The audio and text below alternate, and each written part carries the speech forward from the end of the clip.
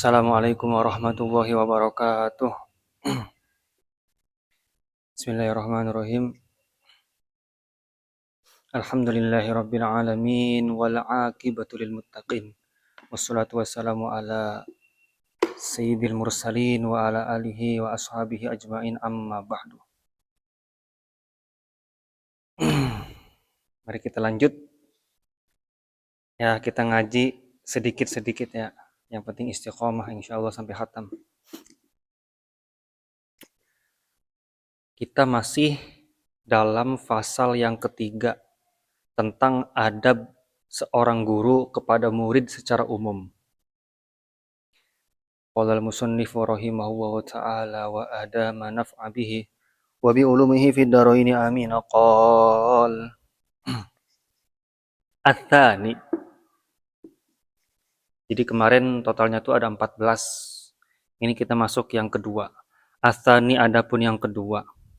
Itu an la yamtani'a agar tidak melarang siapa guru min ta'limil thalibi dari pembelajarannya murid li'adami khulusi niyatihi karena tidak adanya ketulusan niat murid li'adami khulusin niyatihi karena ketiadaan tulusnya niat murid fa inna husnan niyati karena sesungguhnya niat yang baik itu marjuun diharapkan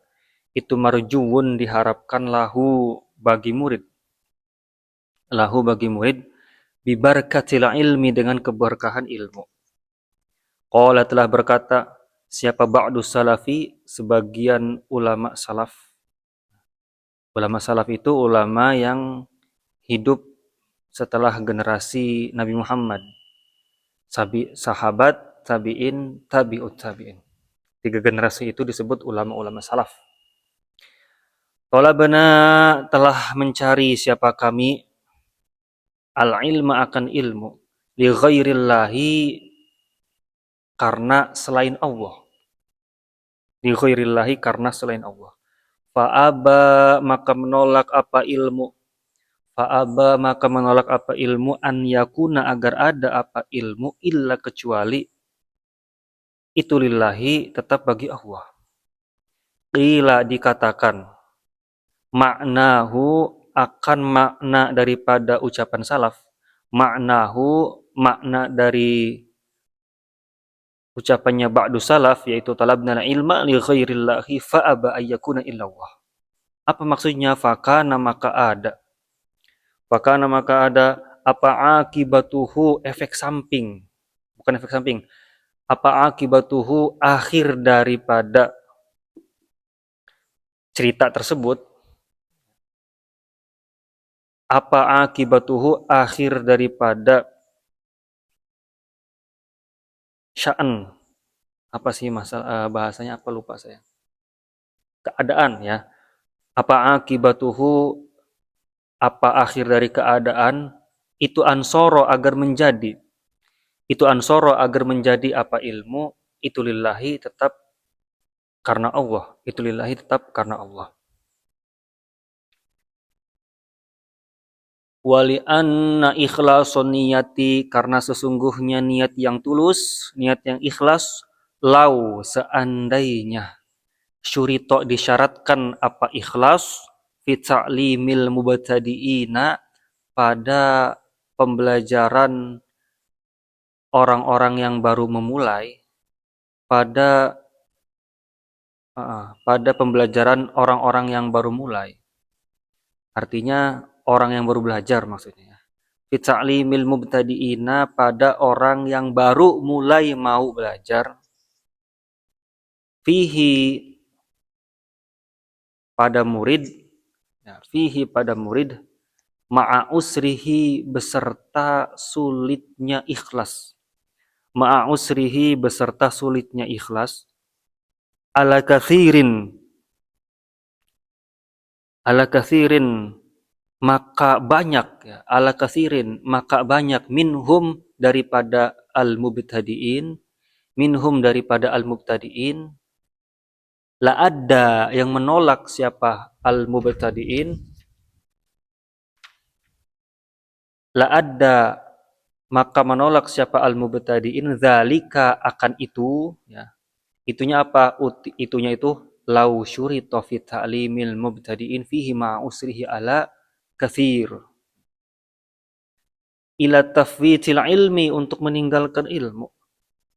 Kathiron apanya banyaknya, kathiron apanya banyaknya, minan nasi dari manusia.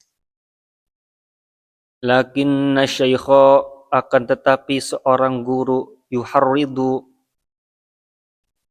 mendorong siapa guru, memotivasi siapa guru, al-mubtadi'a, akan orang yang baru belajar, ala husni niyati, untuk memperbaiki niat, ala husni niyati, untuk memperbaiki niat, bitadrijin, dengan pelan-pelan, bitadrijin, dengan pelan-pelan, qaulan, dengan ucapan, wa fi'lan, dan tingkah laku, wa fi'lan, dan tingkah laku. Wa yu'allimuhu, wa yu'allimu, dan mengajarkan siapa guru, hu, akan murid, ba'da unsihi, setelah dekatnya guru, ba'da unsihi, setelah dekatnya guru, bihi, dengan murid, annahu, sesungguhnya murid, bibarakati husnin niyati, dengan keberkahan niat yang baik, yanalu, mendapatkan siapa murid, rutbatal aliyata, akan kedudukan yang luhur, minal ilmi, dari keilmuan, wal amali, dan perbuatan, wal amali, dan perbuatan amal, wa faidil lataifi, dan mendapatkan ilmu yang tersirat. Lataif itu kan lembut, saking lembutnya itu nggak kelihatan, jadi ilmu yang tersirat dapat diungkapkan nantinya. Wa anwa'il hikami, dan menemukan berbagai macam hikmah, wa anwa'il hikami, dan macam-macam hikmah, wa tanwiril qalbi, dan menerangi hati, mendapatkan hidayah, taufik, petunjuk dari Allah, wa tanwiril qalbi, dan menerangi hati, wangsyirahis sadri, dan melapangkan dada, bijak, melapangkan dada, wangsyirahis sadri, dan melapangkan dada, kelapangan dada, bijak ya, atau bijak, wa taufiqil azmi, dan memperkuat tekad, wa taufiqil azmi, dan memperkuat tekad. Taufik itu kan petunjuk ya, petunjuk yang kuat ya, artinya nanti semakin jelas tujuannya, tekadnya kuat nantinya. Wa isobatil haqqi, dan meraih kebenaran, wa husnil hali, dan kehidupan yang baik, husnul hal, kehidupannya tenang, adem, hidupnya tentram, wa tasdidi, dan kebenaran, fil maqali, dalam beberapa ucapan, fil maqali, dalam ucapan, fil maqali, dalam ucapan, wa uluwid darajati, dan luhurnya derajat, yaumal kiamati, pada hari kiamat. Oke. Yang kedua, daripada adabnya seorang guru kepada murid secara umum itu, an la yamtani'a min ta'limi talib li adami khulusi niyatih. Jadi seorang guru itu jangan sampai tidak mau mengajarkan murid hanya karena si murid ini belajarnya nggak ikhlas. Kan kadang kita pengen ngajar nih, satu orang, dua orang, kita tahu nih tujuan si murid belajar ke kita itu, misalkan tujuannya untuk supaya nilainya bagus. Itu kan bukan karena Allah niatnya, berarti nggak ikhlas. Kita tahu niat murid kayak gitu, kita nggak mau ngajar. Nah, jangan sampai kayak gitu. Jangan sampai kayak gitu. Atau kita ngelihat murid, mereka dipaksa orang tuanya untuk belajar, entah di pesantren, entah di majelis. Kita sebagai guru tahu bahwasanya kehadiran murid tersebut itu niatnya nggak ikhlas, bukan karena Allah. Kita jangan berhenti untuk mengajar. Tetap kita ajarkan, ya. Tetap kita ajarkan. Jadi jangan sampai ketika kita mengetahui niat murid yang kurang baik, kita berhenti mengajar, jangan sampai. Kebenaran, kebaikan harus terus disampaikan, walaupun masuk kuping kanan, keluar kuping kiri. Karena pasti ada bekasnya, pasti ada asarnya. Sebagaimana pernah saya katakan, orang yang ngaji tidur aja, dia itu dapat berkah. Apalagi orang yang dengerin langsung ucapan guru, pasti ada berkahnya ya, pasti ada berkahnya. Nah, kenapa demikian? Fa inna husnan niyati marjuun lahu bi barakatil ilmi. Karena diharapkan nantinya si murid-murid tersebut walaupun mereka punya niat belum ikhlas, nanti dengan keberkahan ilmu mereka bisa ikhlas. Dengan keberkahan ilmu mereka bisa ikhlas. Kan dari dulu kita begitu ya. Dari dulu kita sekolah, males banget sekolah. Orang tua bilang, "Ayo nak, nanti ibu beliin sepatu baru." Semangat kita sekolah. Ya. Padahal kan tujuan sekolah kan bukan buat beli sepatu baru, tapi untuk kita bisa belajar. Sampai akhirnya kita dewasa besar, kita udah sadar nih, oh ternyata dulu itu orang tua itu nyuruh sekolah itu buat bisa, buat pinter. Tapi diiming-imingin beli sepatu gitu ya. Jadi diharapkan nanti dengan keberkahan ilmu dia akan sadar. Sama nih kita-kita yang level kehambaan kepada Allahnya masih hitung-hitungan. Kita mungkin sekarang mikir, ah sholat biar pahalanya besar kan. Sholat jamaah biar pahalanya makin banyak. 24 derajat nih pahalanya wes. Tapi kan tujuan sholat kan bukan buat pahala. Tapi tujuan sholat kan untuk mencari ridho Allah. Sebagaimana dikatakan dalam hadis, ya, kita ini masuk surga karena rahmat Allah, bukan amal kita. Mau sholat 700 tahun juga, kalau Allah tidak ridho, kita masuk surga, kita tidak akan masuk surga. Jadi, hakikat daripada kita sholat, hanya untuk mencapai atau mendapatkan ridho Allah, ya, bukan untuk pahala, bukan. Tapi karena di awal-awal supaya semangat, iming-imingilah, ayo sholat nanti pahalanya banyak, nanti masuk surga bisa minta apa aja, kayak gitu. Ya, sama kayak anak kecil, ayo sekolah biar pinter. Ya ayo sekolah nanti dibeliin sepatu. Ya tujuan sekolah bukan buat dibeliin sepatu, tapi buat si murid itu bisa gitu. Ya, jadi diharapkan walaupun niatnya murid ini belum ikhlas, tapi nanti suatu saat nanti dia akan sadar dan dia akan memulai meniti kembali hatinya kepada Allah. Nah, ini ada ucapan ulama salaf nih. Qala ba'du salaf talabna al-ilma li ghairillah fa aba an yakuna illa lillah. Ini populer nih ya di kalangan ulama salaf. Kata beliau-beliau, kita mencari ilmu dengan niat bukan karena Allah. Fa aba an yakuna illa lillah. Tapi ternyata yang kita cari tersebut, ilmu tersebut menolak berdekatan dengan kita. Kita cari ilmu selain Allah, dicari itu ilmu, tapi niatnya selain Allah. Tapi ilmu juga menjauh dari kita. Artinya apa? Artinya belajar belajar, cuman nggak dapat ilmunya. Gitu kata ulama salaf. Ma'nahu fakana akibatu ansarulillah. Nah, kemudian ada keterangan kata Syekh Ibnu Jamaah, dan pada akhirnya ulama salaf tersebut mencari ilmu karena Allah. Karena mencari ilmu selain dengan niat tidak karena Allah itu, dia walaupun dapat ilmu, ilmunya itu kegelapan gitu, zulmah. Bukan ilmu nur, bukan. Yang mana ilmu nur akan menghindari orang yang mencari ilmu selain Allah. Jadi perbaiki dulu nih niat nih. Niat belajar, niat ngajar, sama tuh ya. Itu harus karena Allah. Supaya ilmu yang diberikan dan ilmu yang diterima itu bercahaya.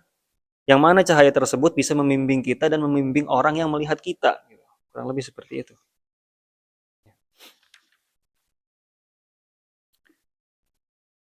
Wali anna ikhlasun niyah. Oh, maaf salah. Mungkin tadi kalau ada harokat yang salah, ini saya perbaiki ya. Wali anna ikhlasun niyati. Wali anna ikhlasun niyati law syurita fi ta'limil mubtadi'in fihi ma'a usrihi ala kathirin minhum la adda dzalika ila tafwitil ilm kathiran minan nas. Jadi kalau misalkan ikhlas dalam mencari ilmu itu disyaratkan bagi setiap murid, apalagi murid yang baru belajar, murid baru baru masuk kelas nih, ya, atau baru masuk pondok, udah dibilangin sama gurunya, oh kalian harus ikhlas. Kalau nggak ikhlas, jangan belajar di sini. Wah, jangan kayak gitu. Nanti lah ada zalika ila tasfiti ilmi. Nanti mereka tidak betah, ya. Nanti mereka nggak mau belajar lagi malahan. Ya. Jadi mereka datang-datang nih, pengen niatnya sih mondok supaya nanti dikasih iPhone sama orang tuanya misalkan. Nah, kamu mondok ya 2 tahun, 3 tahun nanti Bapak kasih iPhone. Nanti kalau kamu 4 tahun Bapak kasih mobil misalkan. Emang niat mereka mah buat hal-hal kayak gitu mondok tuh. Nah, kita jangan langsung bilang, "Oh, kalian harus ikhlas lillahi ta'ala, jangan karena iPhone, jangan karena mobil." Nanti dia pergi, dia nggak mau mondok, nanti nggak betah kayak gitu. Malahan mereka nanti nggak mau belajar lagi di pondok pesantren. Jadi kayak gitu ya. Jadi maaf kalau panjang kata. Jadi kurang lebih seandainya niat ikhlas itu disyaratkan bagi orang yang mencari ilmu, maka orang yang mencari ilmu itu akan pergi meninggalkan ilmu. Itu yang ditakutkan dan itu yang paling berbahaya. Makanya dengan niat apapun biarin dulu dia belajar. Ayeuna hafalin Qur'annya, nanti kalau udah hafal 30 juz Bapak kasih rumah gitu. Nggak apa-apa kayak gitu. Untuk awal-awal nggak apa-apa ya. Karena diharapkan nanti dia akan mendapatkan keberkahan gitu. Keberkahan ilmu yang mana nanti efeknya dia bisa ikhlas menjalankan semua kebaikan tersebut. Lakinna syaikha yuharridul mubtadi'a ala husnin niyati bitadrijin qaulan wa fi'lan. Nah, akan tetapi seorang guru harus memotivasi, harus mendorong orang-orang yang baru belajar agar memiliki niat yang bagus. Caranya gimana? Caranya bitadrijin qaulan wa fi'lan, pelan-pelan. Ya. Awal masuk, biarin dulu mereka niat belajar karena hal-hal lain biarin dulu. Nanti udah setahun, 2 tahun, 3 tahun, pelan-pelan tuh dikasih tahu. Tahu nggak sih? Sebenarnya niat nyari ilmu itu harus karena Allah, bukan karena orang tua, bukan karena guru. Ya. Bukan untuk mendapatkan sesuatu yang kalian inginkan. Niat belajar itu harus karena Allah. Begitu juga dengan amalan lain, sholat, segalanya. Itu harus karena Allah. Pelan-pelan dikasih tahu tuh. Sampai nanti tingkat atas tuh baru baru dikasih tahu semua itu jeplak semuanya. Rahasia ilahi kita buka. Ternyata selama ini kita salah gitu. Pelan-pelan ya. Prosesnya pelan-pelan. Baik dengan ucapan atau perbuatan. Nah, dengan perbuatan tuh kayak gimana maksudnya? Tadi kan dengan ucapan ya. Dengan perbuatan itu kita sebagai guru mencontohkan. Gurunya juga rajin belajar. Ya. Jadi si murid ini lihat, oh itu guru aja yang nggak punya keinginan apa-apa, dia masih belajar loh. Maksudnya kan kita-kita murid nih belajar karena pengen mengharapkan sesuatu dari orang tua atau hadiah. Tapi tuh guru dia kan nggak mau apa-apa, gajinya juga kecil, tapi dia masih belajar. Nah, kan jadi motivasi, termotivasi karena melihat tingkah laku seorang guru. Itu penting begitu ya. Wa yu'allimuhu ba'da unsihi bih annahu bibarakati husnin niyah. Karena dengan seorang guru itu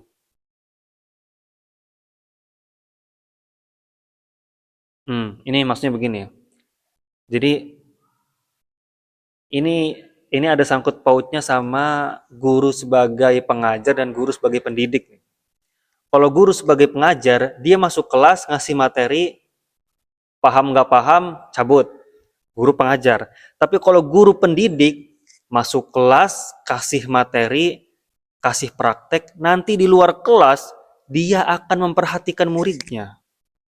Apakah ilmu yang saya kasih diamalkan oleh mereka? Kalau tidak langsung saya sabat misalkan. Itu pendidik begitu tuh. Makanya ilustrasi atau analogi pendidik itu saya katakan begini. ketika kita ingin menyelamatkan kucing dalam lubang, apakah ketika kita ingin menyelamatkan kucing dalam lubang, seorang pengajar hanya akan memberikan tali untuk kucing tersebut. Belum tentu kucingnya bisa naik, dikasih tali. Tapi seorang pendidik, ketika ingin menyelamatkan kucing dalam lubang, dia terjun masuk ke dalam. Dia masuk ke dalam lubang, angkat kucingnya ke atas. Itu pendidik tuh, seperti itu. Nah, di Indonesia ini kita sudah kekurangan pendidik, kebanyakan pengajar. Gitu. Nah, cara mendidik inilah yang unik gitu. Karena dia memerlukan ilmu psikologi. Mau tidak mau, seorang guru pendidik ini harus punya jarak yang dekat dengan muridnya. Jarak yang dekat. Ya tentunya memiliki batasan ya, tentunya memiliki batasan. Nah, karena jika sudah dekat dengan si murid, nah baru tuh pelan-pelan dikasih tahu tuh, Tong, sebenarnya lu tuh kemarin ngaji mulu sama ustadz-ustadz yang ada nih. Itu sebenarnya kalau niatnya buat iPhone, niatnya buat mobil, rumah, segala macam itu salah tahu Tong. Dikasih tahu pelan-pelan. Kan kalau kita baru kenal terus kita ngasih tahu kayak gitu kan, apaan sih orang? Tapi kan kalau kita udah ada kedekatan dengan murid, murid itu kita rangkul, kita kasih tahu begitu, dia akan berpikir. Secara psikologi begitu. Deketin dulu, baru masuk tuh ke dalam hatinya. Nah, dengan begitu ketika seorang murid mampu memiliki niat yang tulus, niat yang ikhlas karena Allah dalam mencari ilmu, yanalur rutbatal aliyah minal ilmi wal amal. Dia akan mendapatkan martabat yang luhur dalam keilmuan dan perbuatan, amal. Wa faidil lataif. Nanti juga ketika seorang murid berhasil memiliki niat yang ikhlas karena Allah dalam mencari ilmu, wa faidil lataif, dia akan mendapatkan rahasia-rahasia keilmuan. Yang mana rahasia keilmuan ini kalau kita tafsirkan lebih dalam lagi, ilmunya tidak tertulis dalam kitab, ilmunya tidak terucap dalam lisan, tiba-tiba paham aja. Nah, itu tuh. Itu sir itu begitu ya. Sir. Itu hanya didapatkan oleh seorang murid yang mampu hatinya itu niatnya dalam mencari ilmu karena Allah. Ada sir, tiba-tiba paham aja gitu. Ini ngaji jurmiyah di pondok 3 tahun, 5 tahun, enggak paham-paham. Pas pulang di rumah setahun 2 tahun, kok tiba-tiba bisa ngajar jurmiyah? Keajaiban. Bahkan murid-muridnya sampai paham luar biasa. Nah itu namanya faidil lataif ya. Ilmu yang tersirat, tidak tertulis, tidak terucap. Bahkan tidak diajarkan. Dia masuk melalui nur. Ya, luar biasa emang Islam ini. Wa anwa'il hikami, tentunya nanti akan memiliki banyak hikmah. Banyak hikmah. Dari seorang murid, niatnya karena benda belajar, terus lama-lama diperbaharui, akhirnya dia mulai mengenal Allah, dan niat belajar dia karena Allah. Nanti dalam proses itu akan mengandung hikmah-hikmah yang banyak. Ya. Wa tanwiril qalbi, tentunya ilmu yang didapat seorang murid tersebut, kalau udah karena Allah, ilmunya itu berupa nur, berupa cahaya. Ilmu yang berupa cahaya itu akan terus mendekatkan diri kepada Allah. Semakin dia belajar, semakin dekat sama Allah. Semakin dia belajar, semakin terang hatinya, semakin kecil untuk menyalahkan orang lain. Wang syirahi sodri. Nah, semakin adil, semakin berlapang dada dia. Setiap melihat kejanggalan dalam keilmuan, dia tidak langsung mengklaim itu salah, dia bijak. Oh, ternyata begini. Ternyata ada pendapat yang begini, bijak dia. Sebagaimana dikatakan Said Muhammad bin Alwi bin Abbas al-Maliki al-Hasani al-Makki. Beliau katakan, seorang yang sudah mencapai puncak keilmuan tidak akan mudah menyalahkan orang lain. Wa taufiqil azmi. Tekadnya luar biasa. Imannya juga semakin tinggi, semakin kuat. Orang yang memiliki seorang murid yang niatnya udah karena Allah, niat nyari ilmunya karena Allah, dia juga akan memiliki taufiqil azm. I'tiqad yang kuat, punya pendirian dia, tidak mudah diatur dengan duit ya, tidak mudah disogok. Jadi kalau udah nyari ilmunya dia udah karena Allah, dia nggak bakal mempan disogok. Bahkan guru kami cerita, ini guru kami Syekhina Ustadz Irwan Rosyidin, Beliau beliau dapat ini makalah daripada guru beliau di Tangerang, ya, Mama Gofar, ya. Mama Gofar ini merupakan murid ulungnya Mama Obay Purwakarta. Ya, Mama Gofar katakan begini, nanti kalau ente punya pesantren, ada yang ngundang ente untuk ngahadirin maulid, suruh maulidnya di pesantren. Tarik ke sini pesantren, biar marwah kiai itu terjaga. Ini mah kiai diundang maulid di tempat sana dengan uang segini, pergilah ke sana, pondoknya ditinggalin. Besoknya pengen ngajar ada undangan lagi keluar, pergi lagi keluar. Tidak ada marwah keilmuan yang nempel di kiai itu, nggak ada malahan. Jadi kalau kata guru kami, Syekhina Ustaz Irmawan, beliau dapat dari gurunya lagi, Mama Gofar, beliau katakan, kalau nanti punya pesantren, ada yang ngundang acara apapun, suruh acaranya di pondok, suruh mereka yang datang kemari, jangan kita datang ke sana, gitu. Karena harga diri lebih kuat. Harga diri keilmuan harus dijaga. Bukan masalah sombong ini, bukan, tapi marwah ilmiah, ya, marwah ilmu itu harus dijaga. Ini yang dimaksud taufikil azm. Ketika seseorang sudah mendapatkan ilmu yang mana ilmunya itu dia cari niatnya karena Allah, dia akan memiliki taufikul azm, niat yang kuat, ya, harga diri yang luar biasa, marwah keilmuannya terjaga. Wa isobatil haqqi, tentunya pelan-pelan dia akan menemukan kebenaran. Pelan-pelan orang yang belajar karena Allah dia akan menemukan kebenaran. Kebenaran ilmu maksudnya, ya, kebenaran ilmu. Belajar bertahun-tahun, niat awalnya mah nggak baik, terus jadi baik. Lama-kelamaan ketahuan tuh, oh ternyata belajar fikih itu harus dari kitab ini. Kalau niatnya udah benar nih, ya, kalau niatnya udah benar, kunci-kunci masing-masing disiplin ilmu itu akan terbuka. Oh kalau ngaji fikih sama guru ini, kitabnya ini. Kalau ngaji tauhid sama guru ini, kitabnya ini. Jadi dia tahu kunci-kuncinya. Jangan ngasal. Ngaji tauhid sama yang bukan pakar tauhid bisa mah bisa, tapi lama. Tapi kalau ngaji tauhid sama pakar tauhid, setahun 2 tahun kelar. Nah itu efeknya tuh isobatul haq. Nanti seorang murid mampu mengetahui kebenaran, kunci keilmuan. Wa husnil hal, ya, hidupnya pasti tentram orang-orang kayak gini. Hidupnya juga dalam kebaikan, ketentraman, nggak ada risau galau, nggak ada. Kalau udah mencari ilmu karena Allah mah aman-aman aja, ya. Watasdidi fil maqal, dan ucapannya selalu mengarahkan kepada kebenaran. Terarah ucapannya. Orang yang memiliki ilmu yang mana dalam proses mencarinya itu karena Allah, dia akan memiliki at-tasdid fil maqal. Kebenaran dalam mengucapkan ilmu tersebut, gitu. Wa uluwid darajati yaumal qiyamah. Dan nanti di hari kiamat, mereka orang-orang, semoga kita semua mencari ilmu karena Allah, bukan karena yang lain. Rabbi a'udzubika min syarri nafsi, Rabbi a'udzubika min su'in. Saya baca kitab begini, kalian mendengarkan semuanya, semoga karena Allah. Nanti kalau sudah karena Allah, di akhirat nanti kita akan memiliki derajat yang tinggi, dan yang paling penting bisa bersama dengan Sayyiduna Muhammad. Wallahu a'lam bishawab. Wassalamualaikum warahmatullahi wabarakatuh.